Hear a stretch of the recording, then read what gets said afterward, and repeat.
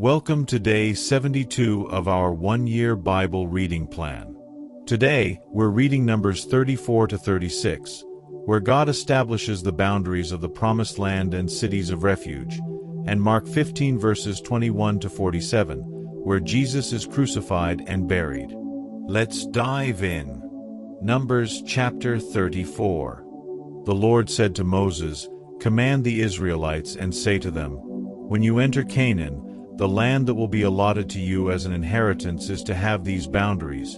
Your southern side will include some of the desert of Zin along the border of Edom. Your southern boundary will start in the east from the southern end of the Dead Sea, cross south of Scorpion Pass, continue on to Zin and go south of Kadesh Barnea. Then it will go to Hazar Adar and over to Asman, where it will turn, join the Wadi of Egypt and end at the Mediterranean Sea. Your western boundary will be the coast of the Mediterranean Sea. This will be your boundary on the west. For your northern boundary, run a line from the Mediterranean Sea to Mount Hor and from Mount Hor to Lebo Hamath. Then the boundary will go to Zedad, continue to Ziphron and end at Hazar Enan. This will be your boundary on the north. For your eastern boundary, run a line from Hazar Enan to Shepham. The boundary will go down from Shepham to Riblah on the east side of Ain and continue along the slopes east of the Sea of Galilee. Then the boundary will go down along the Jordan and end at the Dead Sea. This will be your land, with its boundaries on every side. Moses commanded the Israelites, "Assign this land by lot as an inheritance. The Lord has ordered that it be given to the 9.5 tribes, because the families of the tribe of Reuben, the tribe of Gad and the half-tribe of Manasseh have received their inheritance. These 2.5 tribes have received their inheritance east of the Jordan across from Jericho, toward the sunrise." The Lord said to Moses, "These are the names of the men who are to assign the land for you as an inheritance, Eleazar the priest and Joshua son of Nun. And appoint one leader from each tribe to help assign the land. These are their names: Caleb son of Jephunneh. From the tribe of Judah, Shemuel son of Ammihud, from the tribe of Simeon. Elidad son of Kislon, from the tribe of Benjamin. Buki son of Jogli, the leader from the tribe of Dan. Haniel son of Ephod, the leader from the tribe of Manasseh son of Joseph. Kemuel son of Shifton, the leader from the tribe of Ephraim son of Joseph. Elizaphan son of Parnak, the leader from the tribe of Zebulun. Paltiel son of Azan, the leader from the tribe of Issachar. Ahahud son of Shalomi, the leader from the tribe of Asher. Pedahel son of Ammihud, the leader from the tribe of Naphtali. These are the men the Lord commanded to assign the inheritance to the Israelites in the land of Canaan." Numbers chapter 35. On the plains of Moab by the Jordan across from Jericho, the Lord said to Moses, "Command the Israelites to give the Levites towns to live in from the inheritance the Israelites will possess, and give them pasture lands around the towns. Then they will have towns to live in and pasture lands for the cattle they own and all their other animals. The pasture lands around the towns that you give the Levites will extend 1,000 cubits from the town wall.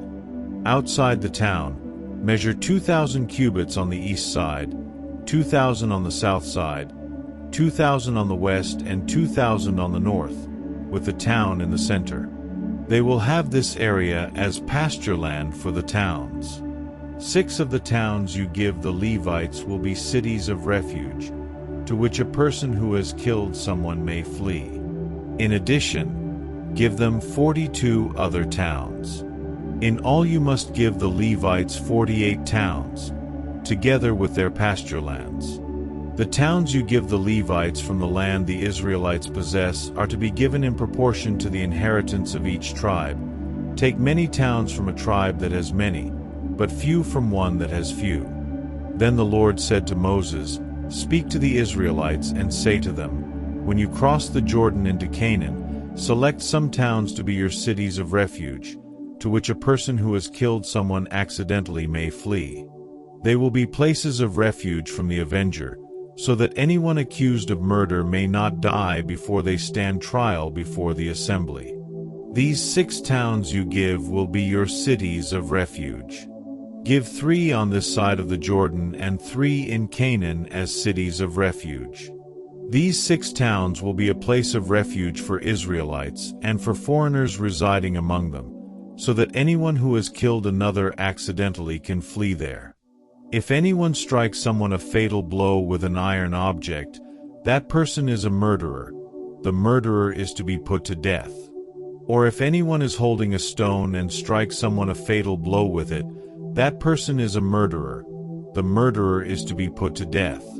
Or if anyone is holding a wooden object and strikes someone a fatal blow with it, that person is a murderer. The murderer is to be put to death. The avenger of blood shall put the murderer to death. When the avenger comes upon the murderer, the avenger shall put the murderer to death. If anyone with malice aforethought shoves another or throws something at them intentionally so that they die, or if out of enmity one person hits another with their fist so that the other dies, that person is to be put to death. That person is a murderer. The avenger of blood shall put the murderer to death when they meet. But if without enmity someone suddenly pushes another or throws something at them unintentionally or without seeing them, drops on them a stone heavy enough to kill them, and they die, then since that other person was not an enemy and no harm was intended, the assembly must judge between the accused and the avenger of blood according to these regulations. The assembly must protect the one accused of murder from the avenger of blood and send the accused back to the city of refuge to which they fled. The accused must stay there until the death of the high priest, who was anointed with the holy oil. But if the accused ever goes outside the limits of the city of refuge to which they fled and the avenger of blood finds them outside the city, the avenger of blood may kill the accused without being guilty of murder. The accused must stay in the city of refuge until the death of the high priest. Only after the death of the high priest may they return to their own property. This is to have the force of law for you throughout the generations to come, wherever you live. Anyone who kills a person is to be put to death as a murderer only on the testimony of witnesses. But no one is to be put to death on the testimony of only one witness. Do not accept a ransom for the life of a murderer who deserves to die. They are to be put to death. Do not accept a ransom for anyone who has fled to a city of refuge, and so allow them to go back and live on their own land before the death of the high priest. Do not pollute the land where you are. Bloodshed pollutes the land, and atonement cannot be made for the land on which blood has been shed, except by the blood of the one who shed it. Do not defile the land where you live and where I dwell, for I, the Lord, dwell among the Israelites. Numbers chapter 36. The family heads of the clan of Gilead son of Machir, the son of Manasseh, who were from the clans of the descendants of Joseph, came and spoke before Moses and the leaders, the heads of the Israelite families. They said, "When the Lord commanded my Lord to give the land as an inheritance to the Israelites by lot, He ordered you to give the inheritance of our brother Zelophehad to his daughters. Now suppose they marry men from other Israelite tribes. Then their inheritance will be taken from our ancestral inheritance and added to that of the tribe they marry into.